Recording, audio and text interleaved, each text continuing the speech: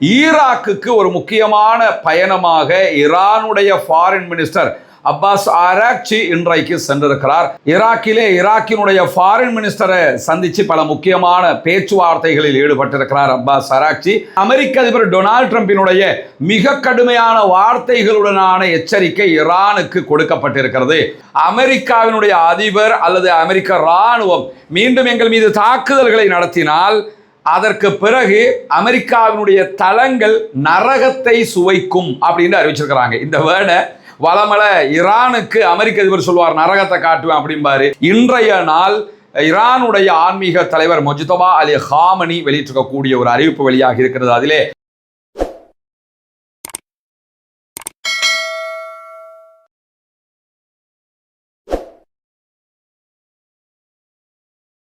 அன்பிற்கினிய சகோதர சகோதரிகளை நம் அனைவர் மீதும் ஏக இறைவனுடைய அமைதியும் கருணையும் உண்டாகட்டுமாக என்கிற உயரிய பிரார்த்தனைகளோடு மத்திய கிழக்கிலே இன்றைய நாளில் என்னவெல்லாம் நடந்திருக்கிறது என்கிற பல முக்கியமான செய்திகளை இன்றைய நாளுடைய தொகுப்பிலும் நம்ம பார்க்க இருக்கிறோம். அதனுடைய முதன்மை செய்தியாக நமக்கெல்லாம் தெரியும், இன்றைக்கு ஒரு பிரேக்கிங் நியூஸாக வெளியாக இருக்கக்கூடிய செய்தி தான் சவுதி அரேபியாவினுடைய மிக பிரம்மாண்டமான எண்ணெய் சுத்திகரிப்பு நிலையமாக இருக்கக்கூடிய அரம்கோவுக்கு சொந்தமான ஒரு ஹெலிகாப்டர் விபத்துக்கு உள்ளாகி இருக்கிறது. அதிலே பயணித்த 14 பேரும் ஸ்பாட் அவுட் ஆகி இருக்கிறாங்க, அந்த இடத்திலேயே மரணித்திருக்கிறார்கள் என்கிற செய்திகள் ரொம்ப கவலையான செய்திகளாக இன்றைய நாளில் வெளியாகி இருக்கிறது.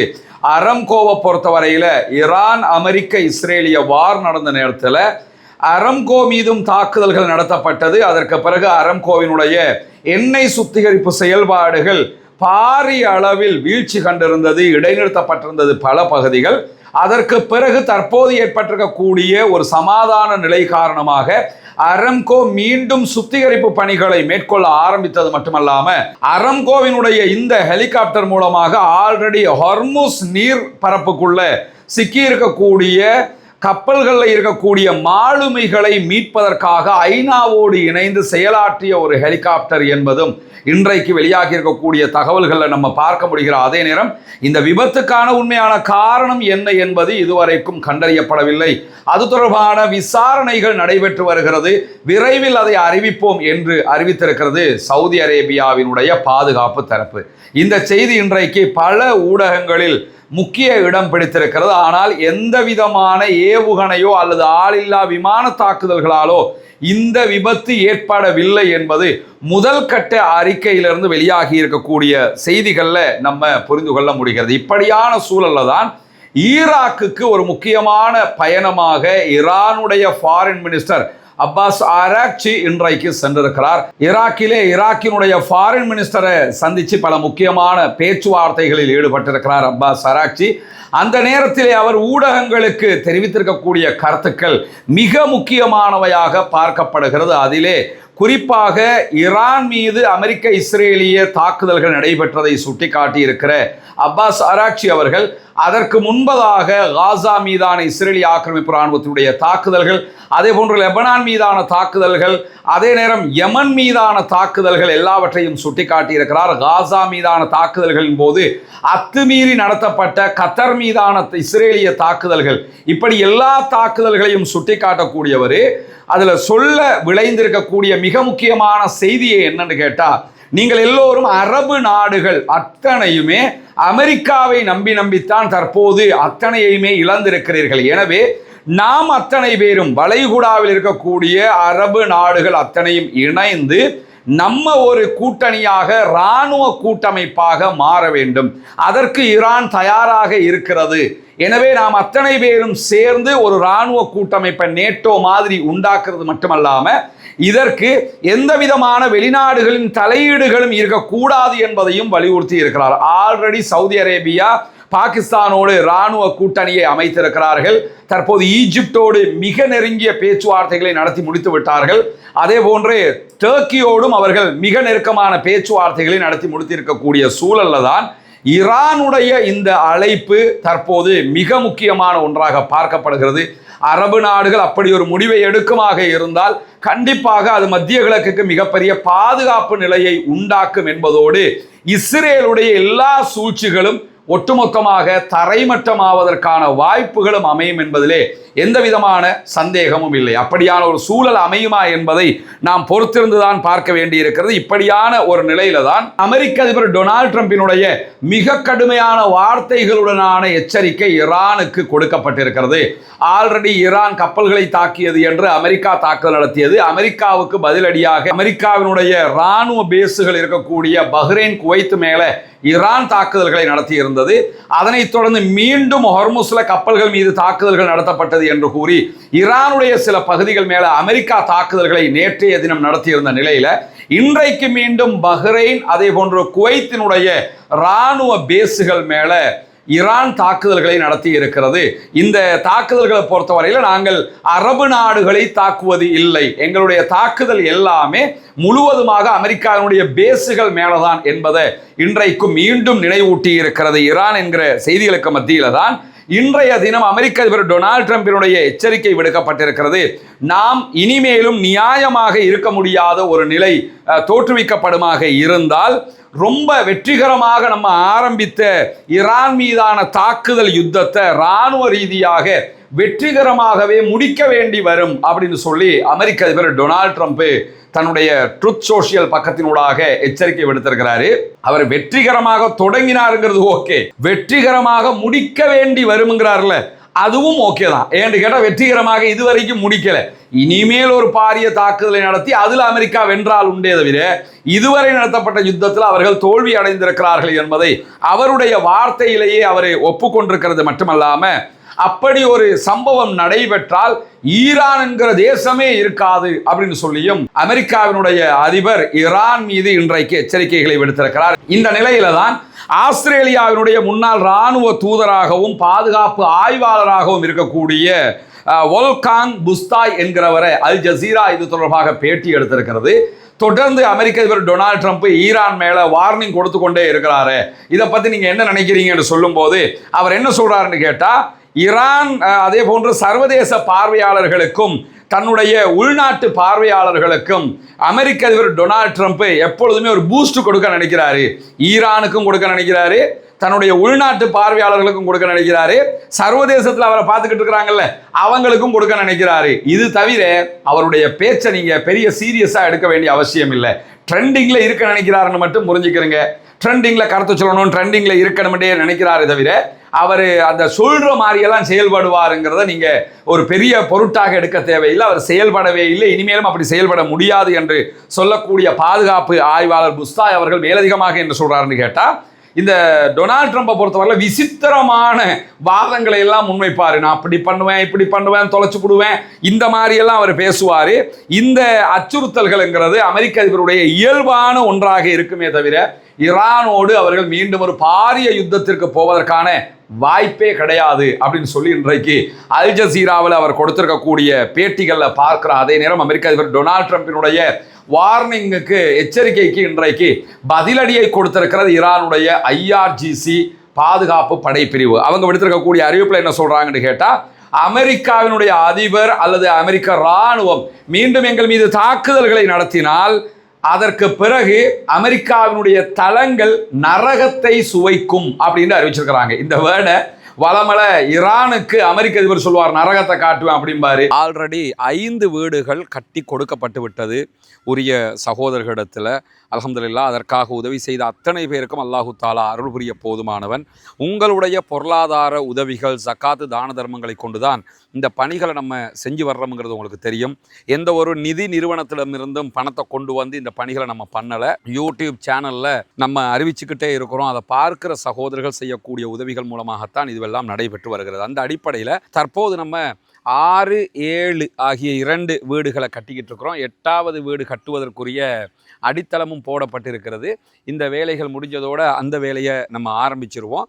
அதை இப்போ என்ன நிலைமையில் இருக்குதுங்கிறத பார்க்குறதுக்காகத்தான் வந்திருக்கிறோம். பண உதவி செய்யக்கூடிய சகோதரர்கள் அவர்கள் தரக்கூடிய பணத்திற்கான வேலை நடைபெறுகிறதா என்பதை தெரிந்து கொள்ள வேண்டும் என்பதற்காகத்தான் இந்த வீடியோக்களை நம்ம போட்டுக்கிட்டு இருக்கிறோம். எனவே இந்த பணிகள் இப்பொழுது என்ன நடக்கிறது என்பதை வந்து பாருங்கள். வயரிங்கும் நடக்குதுமா? ஓ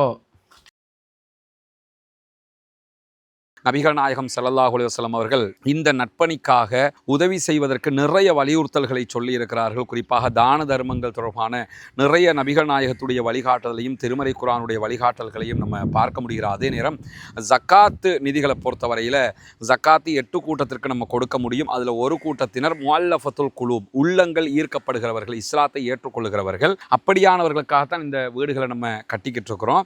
இந்த நிதியை பொறுத்தவரையில் நீங்கள் மிஸ்கீன்கள், ஃபக்கீர்கள், அதே போன்று முஅல்லஃபத்துல் குலூப், உள்ளங்கள் ஈர்க்கப்படுகிறவர்கள் என்கிற 3 வட்டத்துக்குள்ளேயும் இந்த மக்கள் வந்துடுவாங்க. உங்கள் ஜக்காத்து பணத்தை நீங்கள் இதுக்காக தருகிற நேரத்தில் 3 சாராருக்கும் ஜக்காத்து கொடுத்த நன்மைகளும் உங்களை வந்து அடைந்து விடும். காசாவுக்கு சொன்னாரு, ஆனால் இன்றைக்கு அப்படி சொன்ன அமெரிக்காவுக்கே அதே வார்த்தையை சொல்லுகிற தைரியம் ஈரானுக்கு வந்திருக்கிறது என்பதுதான் இந்த யுத்தத்தினுடைய மிக பெரும் வெற்றியாக பார்க்கப்படுகிறது. IRGC வெளியிட்டிருக்கக்கூடிய அறிவிப்பில் சொல்லியிருக்கக்கூடிய முக்கியமான செய்தி என்னன்னு கேட்டால், ஹொர்முஸ் பகுதிகளில் நாங்கள் சொல்றதை கேட்காம யாரு போனாலும் அவர்கள் மீது தாக்குதல்கள் நடத்தப்படும், நாங்கள் கொடுத்துருக்கக்கூடிய ரூட்ல மட்டும்தான் நீங்கள் பயணிக்கணும் அப்படின்னு சொல்லிட்டு, இந்த அமெரிக்காவினுடைய இராணுவ தளங்கள்ங்கிறது தனியான ஒரு விஷயம். எங்க மேல தாக்குதல் நடத்தப்பட்டால் அந்த இராணுவ தளங்களுக்கு நரக வேதனையை காட்டுவோம் அப்படின்னு சொல்லி எச்சரிக்கை விடுத்திருப்பது மட்டுமல்லாம, இன்றைய நாள் ஈராக்குக்கு போயிருக்கக்கூடிய ஈரானுடைய ஃபாரின் மினிஸ்டர் அவங்க மிக தெளிவான ஒரு செய்தியை சொல்லிட்டாரு. நெக்ஸ்ட் 30 நாட்களுக்கு, எதிர்வருகிற 30 நாட்களுக்கு ஹொர்முஸினுடைய முழு கட்டுப்பாடு ஈரானிடத்தில் தான் இருக்கும். இந்த சமாதான ஒப்பந்தம், அந்த ஒப்பந்தம், இந்த ஒப்பந்தம் ஓரமா வச்சிருங்க, ஒப்பந்தப்படியே எங்ககிட்ட தான் இருக்கணும் அது. எனவே நாங்கள் சொல்றதை கேட்டுக்கிட்டு தான் ஹொர்முஸ்ல எல்லோரும் பயணிக்கணுமே தவிர 30 நாட்களுக்கு எங்க பேச்சை கேட்காம போனீங்கன்னா கண்டிப்பாக பதிலடி கிடைக்கும் என்கிற எச்சரிக்கையும் அவர் இன்றைக்கு விடுத்திருக்கிறது மட்டுமல்லாம, ஈரான் மீதான தடைகளை எல்லாம் அமெரிக்கா நீக்கினதுக்கு பிறகுதான் நாங்க ஹொர்முஸினுடைய சுதந்திரத்தை, இதான் சுதந்திரமா போயிட்டு வாங்கன்னு சொல்லி அனுப்பிடுவோம், இல்லைன்னா எங்களுடைய கண்ட்ரோல்ல தான் ஹொர்முஸ் இருக்கும் என்பதை மிக தெளிவாகவே சொல்லி இருக்கிறார் ஈரானுடைய ஃபாரின் மினிஸ்டர் அவர்கள். அதை தாண்டி இன்றைக்கு வெளியிட்டிருக்கக்கூடிய இன்னும் ஒரு முக்கியமான செய்திகளை நம்ம என்ன பார்க்க முடியும் என்று சொன்னால், ஹொர்முஸ் ஜலசந்தியை பொறுத்தவரையில் இந்த ஜலசந்தியால் போகக்கூடிய கப்பல்கள் அனைத்துமே ஈரானுடைய பிராந்திய கடல் எல்லைக்குள்ள இருக்கக்கூடிய வடக்கு வழித்தடம் வழியாகத்தான் போக வேண்டும்.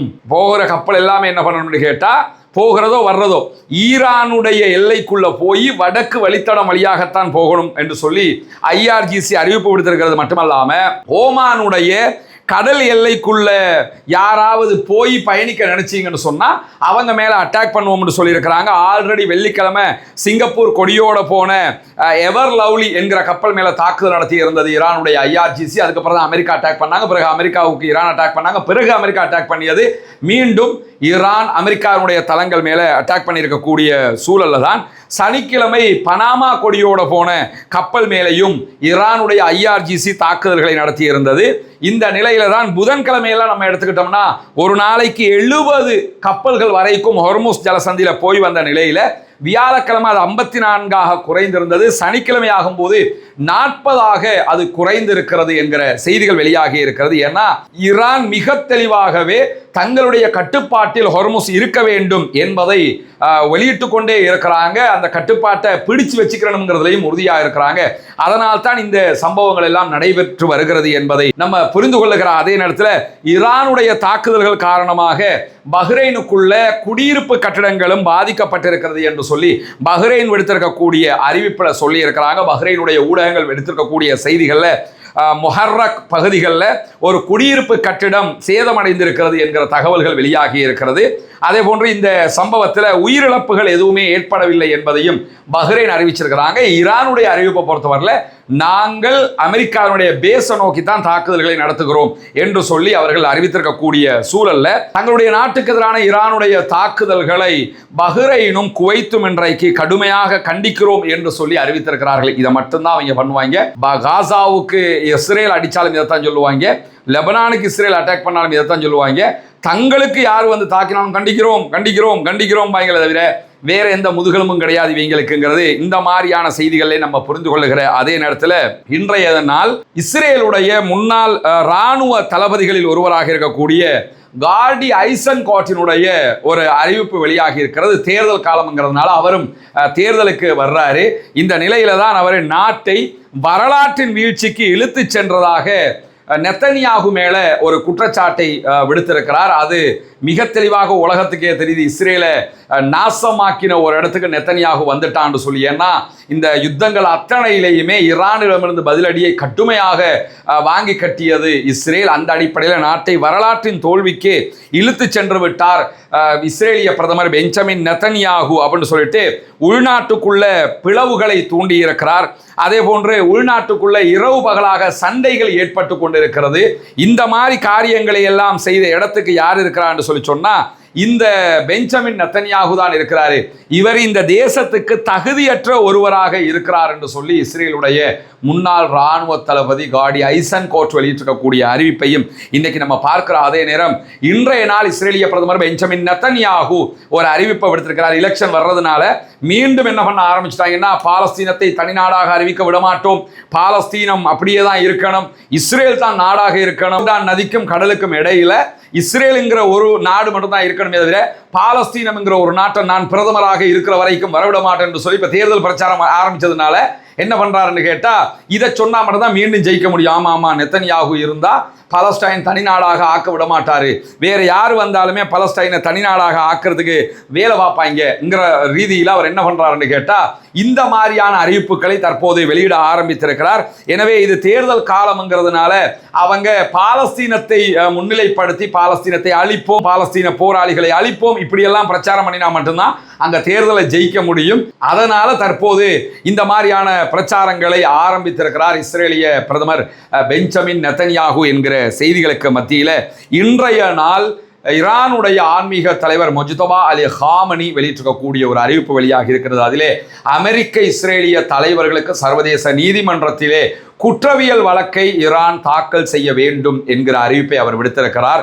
ஈரான் மீதும் ஈரானுடைய அப்பாவி பொதுமக்கள் மீதும் ஈரானுடைய பச்சிளம் குழந்தைகள் மீதும் அதே போன்று ஈரானுடைய தலைவர்கள் மீதும் குறிப்பாக தன்னுடைய தந்தையாக ஆன்மீக தலைவராக இருந்த ஆயத்துல்லா அலி ஹாமனி மீதும் மிக கடுமையான தாக்குதல்களை நடத்தி அவர்களை கொன்றதற்காக ஈரான் சர்வதேச நீதிமன்றத்திலே இதற்கு எதிராக வழக்கு தொடுக்கும் என்கிற தகவல்களையும் இன்றைக்கு ஆயத்துல்லா முஜ்தபா ஹாமனி வெளியிட்டிருக்கக்கூடிய செய்திகளில் நம்ம பார்க்க முடியும். இன்றைக்கு வெளியாக இருக்கக்கூடிய மிக முக்கியமான செய்திகளைத்தான் உங்களுக்கு மத்தியிலே கொண்டு வந்து சேர்த்திருக்கிறோம்.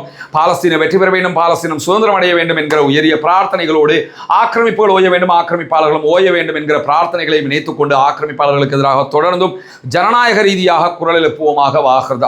அல்ஹம்துலில்லாஹி ரப்பில் ஆலமீன்.